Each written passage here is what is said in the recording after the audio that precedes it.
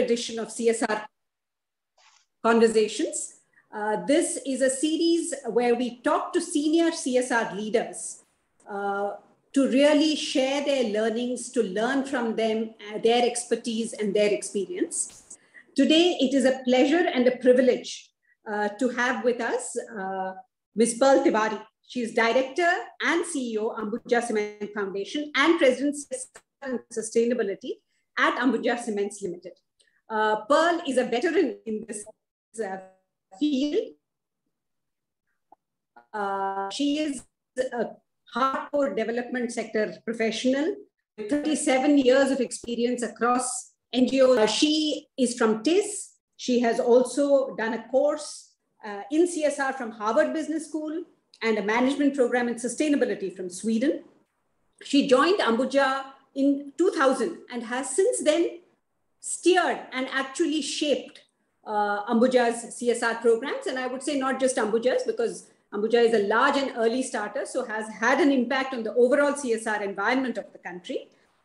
She has now a team of over 1,000 people, starting from a tiny organization. It is now 1,000 people spanning over 11 states. And as all of us know, CSR of Ambuja is an awarded, well-recognized beacon in the sector. So it is our privilege, Pearl, to welcome you here today and to learn from you. Good afternoon.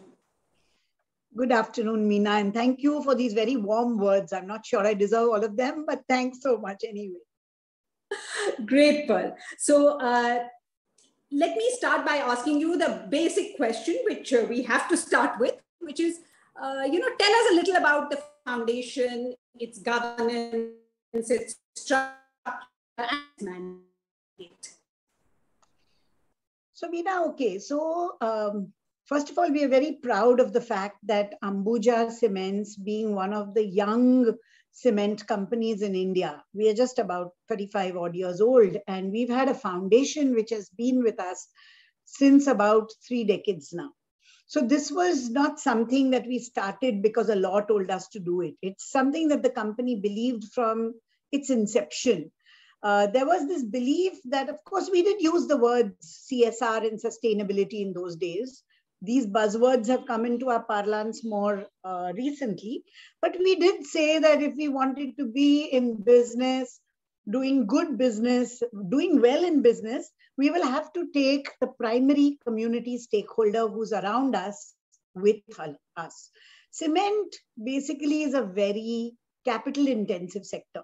So while we need large tracks for mining limestone, and we use those tracks, obviously, from the largely agricultural community in the hinterlands of India where we get our permission to mine.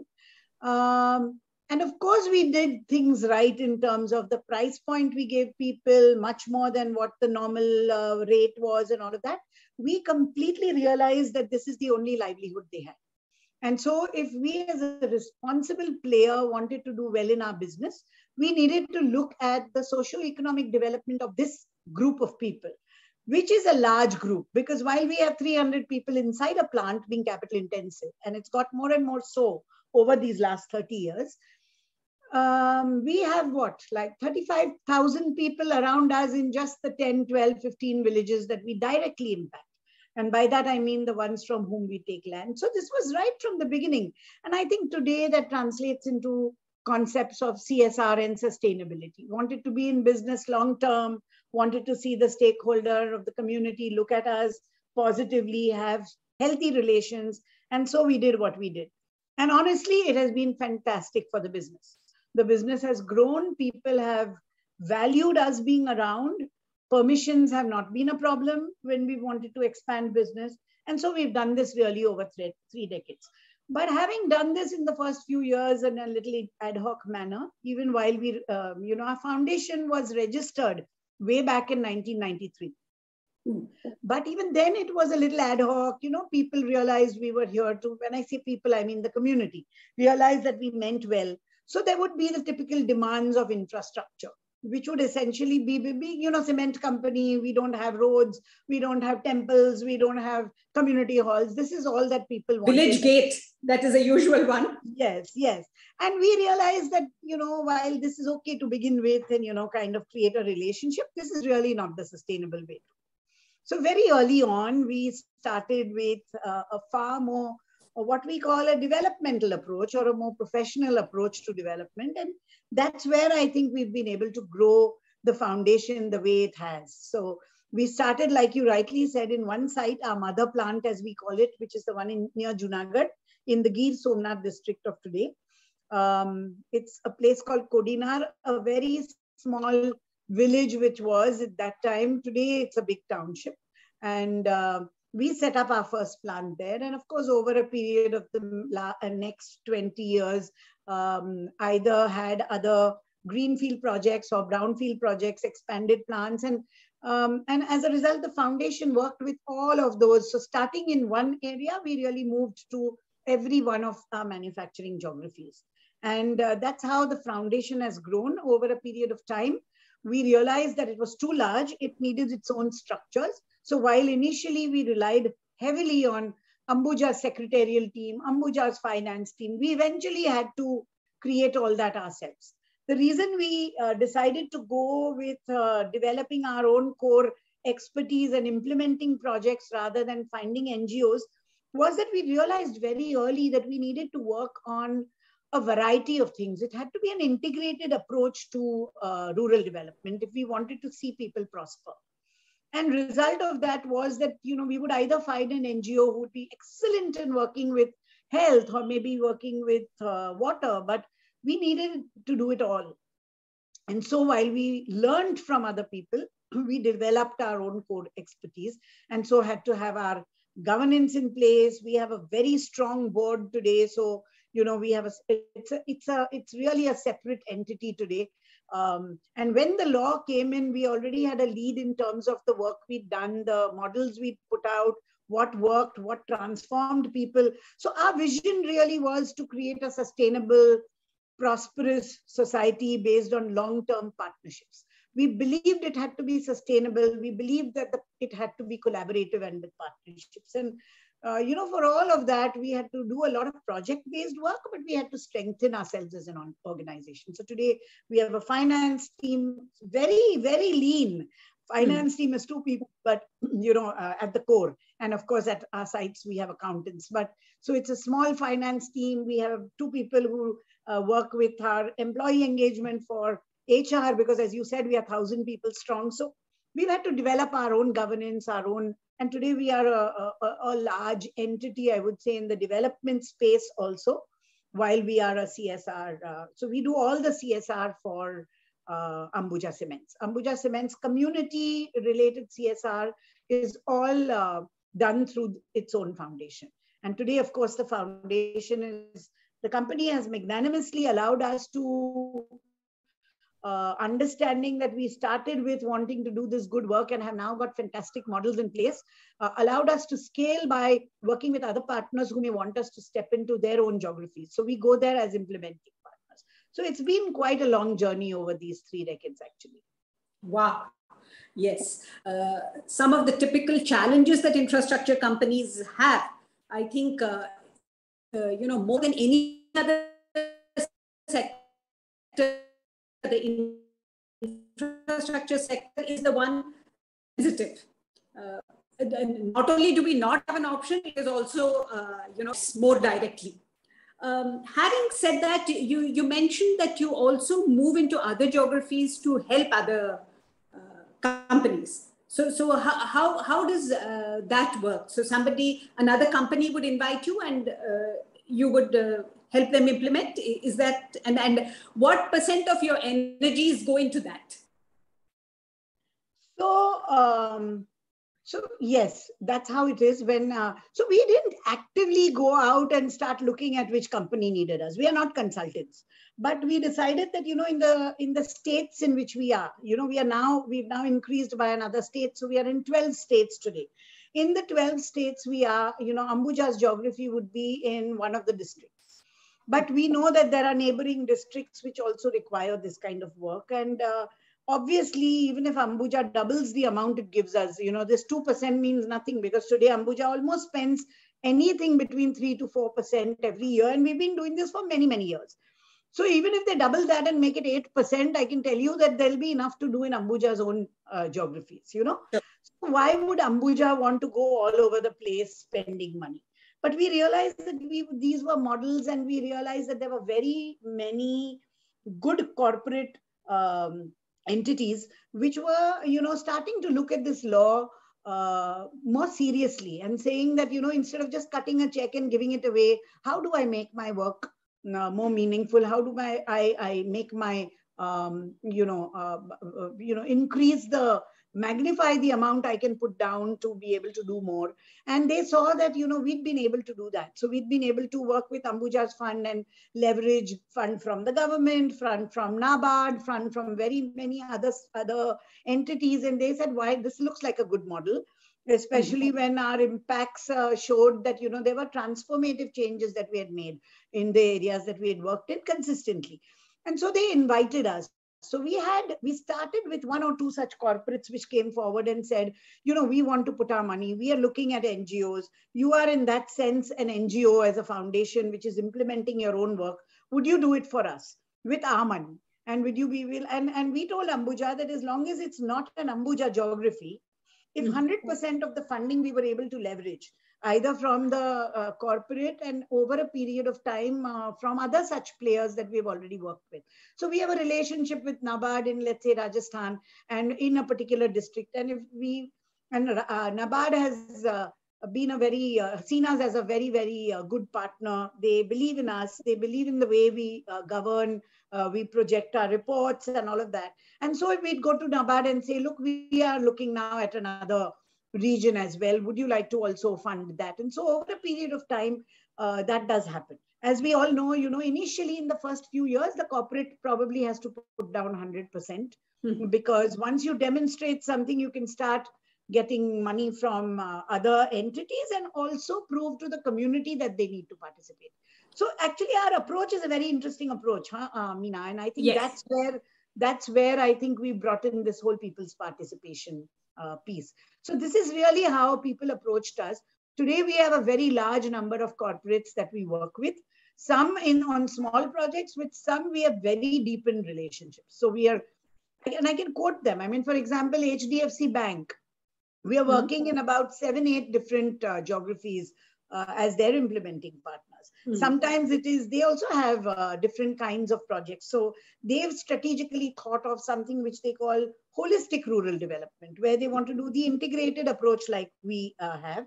In some regions, they want to do focused development. So they want to do, let's say, only skills, only water, only agricultural development with the farmers. And so we are able to really deliver for them what their strategy is, with their money leveraging others. We set up an entire team, and that's the reason that we have such a large team today, that we are across a lot of areas. That's how it works. So do you think there is, from this experience, I'd just like to ask you, a greater feeling of comfort to work, for corporates to work with other corporate NGOs rather than straight NGOs, because some of them are uncomfortable? I agree with you. I think this has happened. And so I personally know of, as you mentioned, I've been in this circuit of CSR with different business forums, with different, even with NGOs, to understand, who's doing what and how does the CSR pan out well. And yes, I have seen this, the grassroots NGOs sometimes feeling threatened that, here is a corporate foundations taking over. But I think what corporate houses are looking for is to be able to deliver to them the reporting the way they want it. Because, they are, after all, responsible for putting out a report to the Ministry of Corporate Affairs, to SEBI, and they can't afford to play around with that. Now, I am aware that while some corporates have strengthened NGOs to be able to do this for them, there are many which didn't have that time or bandwidth and said that, guys, you do this for us and this is what we expect. And I am also aware of some NGOs, very good ones, sometimes extremely well-known, reputed ones, who would say that, you're making us do too much unnecessary paperwork and audits and stuff, and we would rather focus our attention on real work, which is what we came into the sector to do. And then there would be that friction where the corporate entity would feel that, I'm sorry, but you'll have to give it to us the way we want it. And the NGOs would say, then, this is not workable for us. So that friction, I think, could have probably led a few corporates to think that maybe a corporate entity which is working like an NGO might be more understanding of the corporate law, of the Companies Act, and, would be able to give us what we wanted. So that is definitely, those are some of the dynamics I have seen, yes. Yes. It is a time of kind of chaos and churning in the whole development sector with this CSR law coming, the relationships, work together better. Yes, and I guess everybody has to step back a little and say, okay, what is my agenda and how do I look at the other person's agenda? Absolutely. Both ways. I mean, I've also originally come from the what I call the Kattar NGO space, right? I mean, I've worked on the grassroots, both in rural and urban communities. So I know exactly how we think as an NGO, and they're not wrong. On the other hand, the corporate isn't wrong either, because they need to, get their reports out in time, get their audits out in time. And so, I mean, it is like you rightly said, one has to learn to work with each other. Absolutely. Absolutely.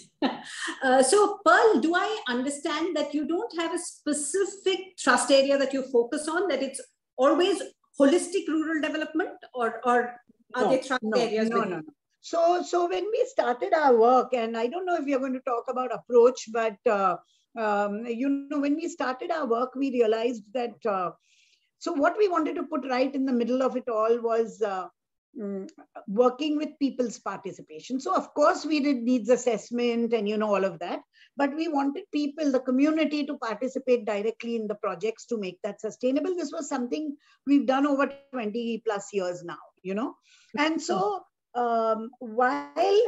while we decided on, so even within, we definitely committed to rural development only, because that's where our manufacturing sites were, that's where we've developed our expertise.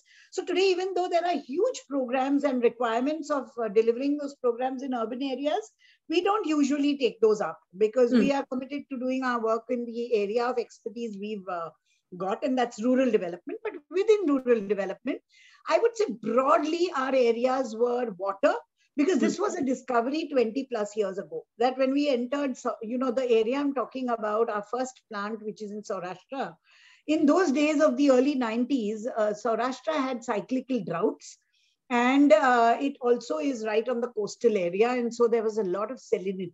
And we realized that this was creating a huge problem, both social and economical. So there was not enough planting, there was not enough cropping, salinity was ruining it all. It was completely rain-fed. Rain was also cyclically, something they couldn't rely. Women were doing nothing but ferrying water, long distances. Girl child was doing this with the mother, so she was out of school. So we realized water is what we needed to tackle. And I think we are among the few first entities which actually tackled water as the core issue. And today, of course, Ambuja takes great pride in the fact that, we are probably the only company in our sector which is 8 times water positive. Across all our sites, we are completely not just water balanced, but we are 8 times water positive. I think some of the, in fact, you probably are aware, there is the Carbon Disclosure Project, the CDP report that falls out every year, and there are 2 big areas that they look at is water and biodiversity as one and carbon as the other, and both are relevant for Ambuja. And this is the year, in fact, where for the first time, and again globally, we are the only company which has got an A rating for water. And we believe this is because we did consistent work on water. So we learned in Saurashtra, we did it there because it was the biggest need. But then we realized that if you're able to tackle water, you're able to tackle the agricultural community, you're able to tackle women doing more productive work. So water is something we consistently did everywhere. We continue seeing that as a sustainability issue, even though we are 8 times water positive, and that's a big thrust. The other one is livelihoods. So when I say livelihoods, it's a broad term, right? So again, it's the farming community around us. So we were looking at how do we use these farmers to do better cropping, do cropping judiciously using water, to reduce their chemical and other pesticides to be able to, increase their margin of profits and so on and so forth. So there was work with agricultural community. But in the last 15 years, we also brought in skills because we realized that more and more fragmentation of farms had taken place. There was really not enough for all the brothers to do, however sustainable you made their piece of land. And so we started looking at this thing on how do we encourage households to say that while agriculture is something you can do productively, you might also be able to think of 1 or 2 youngsters in your family who might go out there and learn some skills because the Indian industry wants that. And so we looked at skilling. And of course, you can't do good quality. We can't talk about livelihoods without health, right? So health is something which is core. Also, as a cement company, we can be always brandished as people who ruin people's health. So we wanted our territories to be people with high quality healthcare. So we focused on some of these, and cutting across all of this is working with women, because everyone in the development circuit realizes here is this almost 50% of a population which otherwise doesn't have a voice, can't make decisions, doesn't have money of their own, not being productive. So we focused. I would love to see the day a few years later where we say we don't need a program on women empowerment because it's all included. But I honestly, Meena, I don't see that day coming in the very near future, though I think the women we work with have really, have made some huge steps forward. So really, so that's really what I would think in terms of our thrusts. These were the thrusts. I would say water, livelihoods, inclusive of health, and women across. These remain our, Yeah, they're like the foundations of any development anywhere. I suppose. Exactly. So at times, to answer your question, we do all of it. So in an Ambuja territory, we realized we needed to, if we were to realize that vision which I told you, which is to build a sustainable, prosperous society built on long-term partnerships. If this is what we wanted to achieve, we couldn't work on only water or only health or only livelihoods. We had to do it all. And so, it's also interrelated as we know it. But we do work in some cases, especially with some corporates who want to do only skill training, or only want to do a program on health, or only want to do a program on water, because that's the strategy that they've laid out, which is fine. I mean, there's just so much to do. So we say, if that's your strategy, you want to do it, we have the expertise, we're here to do it for you. So this is how we position ourselves. Yeah. And as I mentioned, our approach. So when we began Meena, we looked at it like this. We said, what is it we need to do through Ambuja Foundation? See, there is the company on one hand, and there is the society on the other.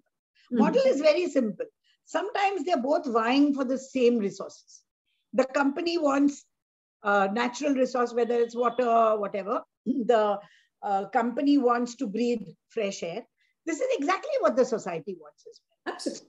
I mean, that is, instead of waiting to get into friction and start getting into conflict with each other, we as the foundation said, we come with development hats on. So our 1,000 people are all recruited from the development area, development space.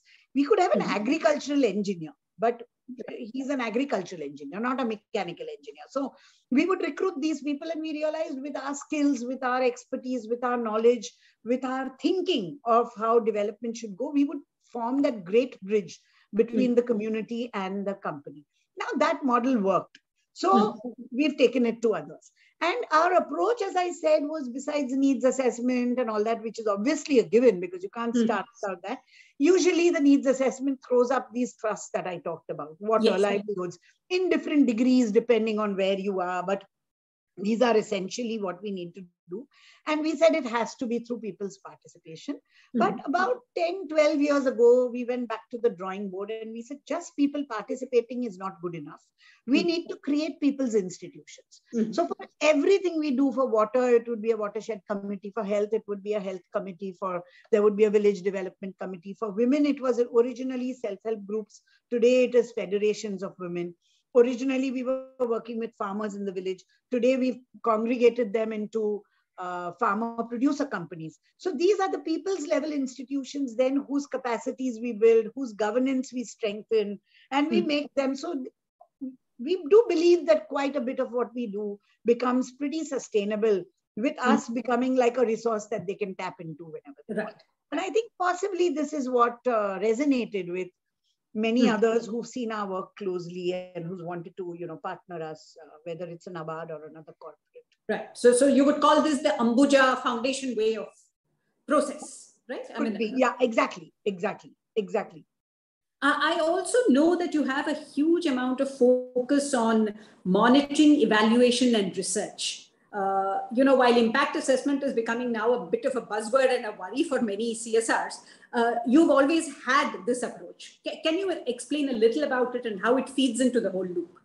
Yeah, absolutely. I think you're absolutely right. And I'm delighted that it's come right into the CSR law, actually, because with so much money, however, we may say that the amount of money which should actually be spent through CSR is 30-100 crores, but we are only spending X amount. But that X amount is also a huge amount today. And I think if we can make it impactful, it's great. But you're right.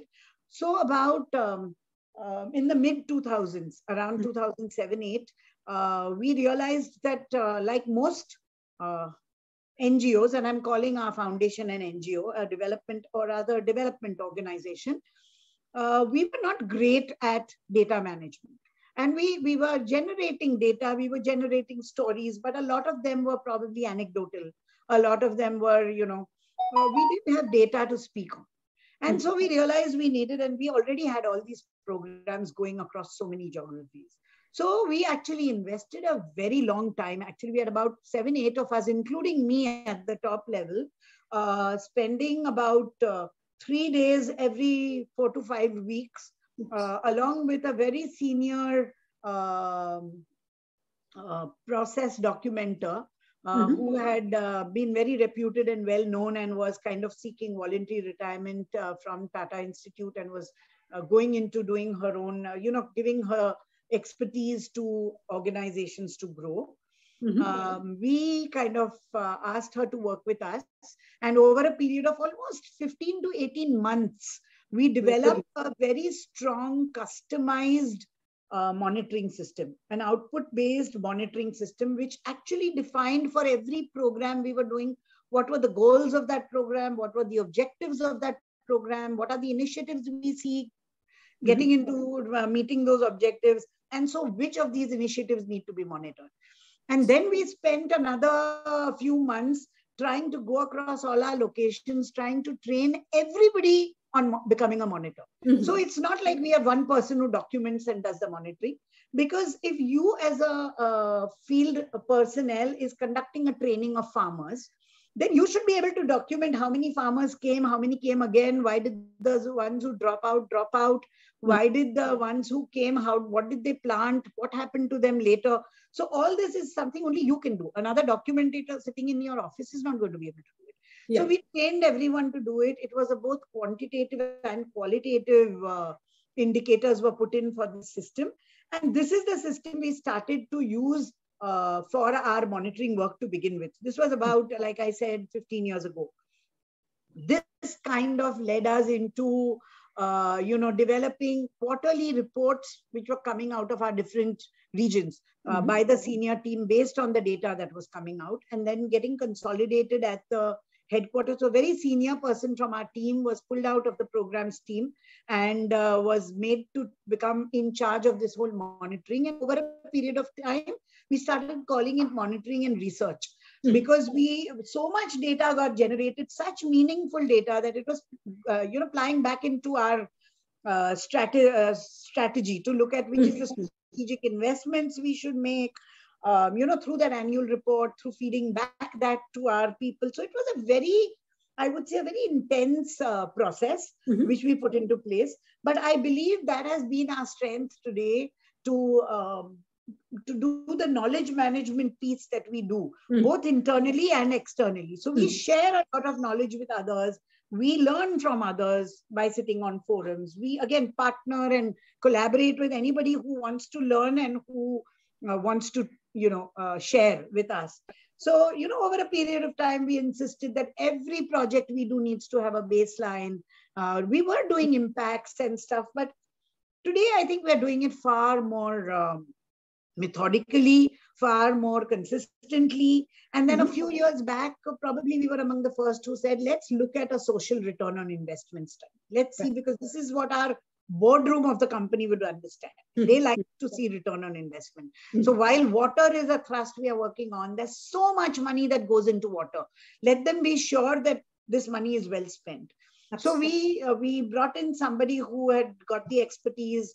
It was an international organization which came in and did a study first at Gujarat and Rajasthan on our work on water. And then we realized value of that. So every year we do one SROI study. It could be on skills, it could be on water, it could be on a location, it could be different at different points in time. And this really was very valuable to take back to the boardroom. So I think it was an evolution which started with just managing our programs data through an output-based system, then looking at outcomes through that, plowing into strategic investment and what we should do more, knowledge management internally, externally, all of that together. So I think, yes, I'm happy that we did this well before impact assessment became the buzzword, as you said. Today, we just continue doing what we've always done.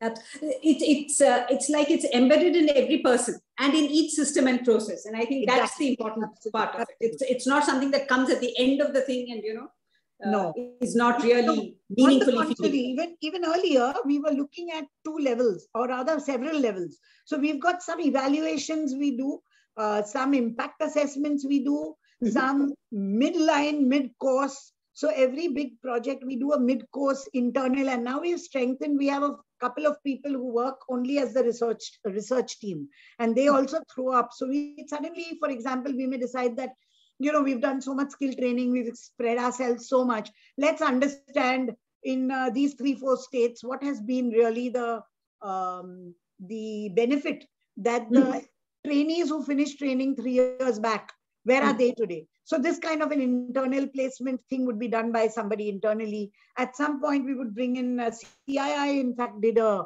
very interesting SROI for us in one of the locations. So we bring in different players, and we've empaneled a bunch of people, and we are always looking at good players who understand these kind of impacts and evaluations. And we did them at different levels even then, and we continue to do that now as well. Absolutely. I think the important part, though, is to how you embedded the philosophy, how much time senior management spent thinking about it, coming out with the process, and then embedding it. And I think that's the lesson. Correct. I think initially we were very concerned that we were, there were, like I said, we were some 7-8 of us, including me at the senior most level, spending a lot of time on this. But there could have never been, if we wanted to make it an inclusive, all-encompassing process, I think that time was required. And it really worked well. In fact, I wish it was in today's day and age when we were so digitally savvy. Because at that time we were actually getting, I think, 4 of those people were coming, 4 or 5 of those people were coming from outstation, out of the 8. So they kept coming in every 2 months, but we said that's money well spent if we want to really collect data. And today I think data speaks for us. I mean, we have very good data, because of which we are able to even share it with Ambuja to use in the way they want to. So for example, I told you CDP, water related work, or for that matter, you're probably aware, but we are the only company, Indian company in our sector, which is in the top 5 of the Dow Jones Sustainability Index. And we've been around for the last so many years, and we were invited. We've done better and better with our score. Today, we are in the top 5. So all this has happened because all this is being, we have data to prove. We have processes to prove it. And, Dow Jones Sustainability Index asks for just too much data, and they go into real depths of everything they want to see. Fantastic. Well, my last question actually takes me back to your designation. You have a double barrel designation, which says Director and CEO, Ambuja Cement Foundation on the one hand, and President, CSR and Sustainability at the Ambuja Group. And to me, that hints at a very good integration of CSR with the overall group sustainability and ESG agendas. Could you these days is that CSR is hanging outside from the main line of business. But I think you are bridging that gap. So how exactly does the CSR effort or initiative or learnings, how do they feed into the business at a larger level? Actually, you've hit the nail on the head. In my personal view, I think keeping CSR peripheral is just a notional ticking of the box, because CSR, like I told you, is so relevant to the business of and sustainability. And let me admit it honestly that about 10 years ago, we discovered that we were working in complete silos. So because so we were doing some very good quality work on social development with our communities, but we were not sharing it as much, I would say. I mean, of course, I was positioned within the company as a CSR head, but it's like any other. So I was doing reporting to the MD, and he knew what was going on. They were sanctioning budgets. They believed in me. They luckily trusted the work I was doing. So things went on. But, there was so much fantastic stuff going on, for example, in environment. So while we were working on water outside, inside our plants, there was reuse, recycle, which had been put into place from day one. We had sewage treatment. We had converted our mined out pits because of our work of the foundation into huge reservoirs. We had created canals to bring enough water from our colonies and everywhere into those pits so that we could recharge the entire area. A lot of good things were happening, but there was not, I would say, there was not adequate sharing. Similarly, there were others. We were doing some extremely good work with customers where we were coming up with solutions of modular curing for cement, which reduced the quantum of water they used dramatically. And we were not kind of putting all this, consolidating all this together. And then in the year 2011-12, I was fortunate that before that I had done this program on at the Harvard Business School, and I had met this wonderful Indian professor, Cash, they call him, who really, he's originally from Tamil Nadu, but has been with the Harvard Business School for the last 25, 30 years. And he was leading this program, and he would come to India. So on one of his visits to India, I invited him to come and do an honest, to view our work honestly and to tell us what we needed to do better. And we discovered there that we were working in these silos and we needed to put it all together. And it was, the journey really started there. So we decided to collapse and to start, collapse these silos and to start working together with each other. And we said, what better way than, so if you look at sustainability, it's a three-legged stool, right? You have the environment piece, you have the social piece, and you have the financial or the governance piece. And all three, if even one side of that stool leg is rickety, then the stool is not really, strong. So we looked at it like that, and we created what in those days in 2012 was called the Corporate Sustainability Steering Committee at the corporate level, which comprised of me as the CSR lead, but the environment head, so it was basically these three areas, and somebody from the secretarial or the MD or the manufacturing sites, I would say. So we would have these, and we would meet every quarter, look at what is the agenda for sustainability. At the locations, at every plant, we created a unit sustainability steering committee. Okay. They would meet once a month, and they would be people who would have the environment head, the plant, it would be chaired by the unit head. So it was positioned like that. Then there would be the person who handles employees relations, the person who handles land management, the head of my Ambuja Foundation guy. So all of them would sit together once a month and look at sustainability agenda. So not sustainability agenda, business agenda, I would say. So let me give you an example. Let's say in one of our plants, a new mine was being opened up. The mining guy would talk about the fact that 3 months from now, I'm going to open up a mine. Immediately, the foundation guy would say, okay, we need to start working and engaging with people in that area. They would step in and start doing a needs assessment. If water is an issue, they'd come back to the site and say, we need to develop these pits. Can you help us lay these pipelines or whatever that might be? So we started looking at it like that. And that's when we changed our designations also to environment and sustainability, CSR and sustainability. So that's where I came into, and I continue to be in the core team of sustainability in the company.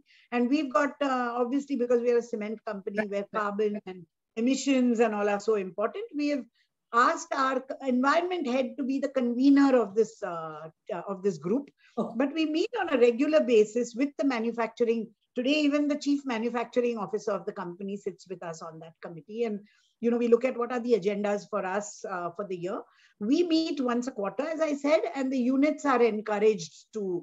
So a lot of interesting things have started getting converged, So human rights, we were looking at human rights for the community, but human rights for the truckers, human rights for the employees. Today, we have a process in place called the Human Rights Impact Assessment that we do at all our sites. My team and me leads it, but we have people from the HR, environment, safety, which works with us. So really, it became a much more, coordinated process. And today, we believe that sustainability is the overall umbrella. All of us, whether it's CSR, it's good quality production and manufacturing, governance, environment excellence, all this is part of the sustainability agenda. I don't think we've reached all there. It's still a journey. A lot of our people are still trying to understand what this sustainability animal is about and, how they fit into that. But I think we are far ahead in these last 10 years than we were 10 years back. Absolutely. And it also, I think you are far ahead of most other companies, and therefore very valuable learnings of how you are doing this. I think beyond CSR, it's important to look at sustainability as the overarching umbrella, as you see. It's not even business which brings us all together. I think sustainability is the thread that has to run through all of us, whether we're business heads, CSR heads, or environment heads. And I think you've captured it beautifully. Pearl, it has been such an enriching conversation. I have learned a lot about, how things are to be done, and organization, CSR kind of, interactions, which are really critical. It really worries me, the CSR piece hanging. And, I think there is so much that is to be learned from you. So thank you for taking the time. This is a valuable resource, an invaluable resource, I would say, this interview. Thank you. Thank you. Thanks for having me. And Meena, we are all learning every day. So, I mean, I'm learning from my team right on the ground every day. So I hope we keep this learning journey on between all of us. Thanks so much for having me here. Thank you. Thank you. Thank you. Have a lovely day. You too. Bye. Bye.